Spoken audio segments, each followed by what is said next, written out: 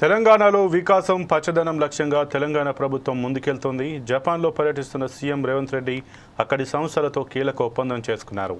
పునర్వినియోగం, మున్సిపల్ వ్యర్థాల నిర్వహణ, పర్యావరణ పునరుద్ధరణ వంటి కీలక రంగాల్లో ప్రముఖ సంస్థలతో లేఖ ఆఫ్ ఇంటెంట్పై ప్రభుత్వం సంతకాలు చేసుకుంది. ఇందులో భాగంగా హైదరాబాద్లో ఎకో టౌన్ ఏర్పాటు చేయనున్నట్లు సీఎం రేవంత్ రెడ్డి ప్రకటించారు. కిటాక్యూషు నగరాన్ని సందర్శించిన సీఎం రేవంత్ రెడ్డి, మంత్రులు శ్రీధర్ బాబు తదితరులు అక్కడి మున్సిపల్ పరిపాలన పునరుజ్జీవన విధానాలను అధ్యయనం చేశారు. ముఖ్యంగా ప్రపంచంలో అత్యంత కాలుష్యంగా ఉన్న నగరంగా పేరుగాంచిన కిటాక్యూషు ఎలా పర్యావరణ మిత్రంగా మారిందనే విషయాన్ని మేయర్ తకయూషి ప్రస్తావించారు. వికాసం, ఉద్యోగ అవకాశాలు, సంపద సృష్టి మాత్రమే కాదు, పర్యావరణ పరిరక్షణ కూడా ప్రభుత్వానికి ప్రాధాన్యమని సీఎం అన్నారు. జపాన్ ప్రముఖ సంస్థలైన X Research Institute, P9 LLC, Nippon Steel Engineering, New Chemical Trading, Amita హోల్డింగ్స్తో కలిసి పునర్వినియోగ విధానాలను తెలంగాణలో అమలు చేయడానికి ముందడుగు వేస్తున్నామని తెలిపారు. సిస్టర్ సిటీ ఒప్పందం చేసుకోవాలనే మేయర్ తకయూచి సూచనను కూడా సీఎం సమర్థించారు.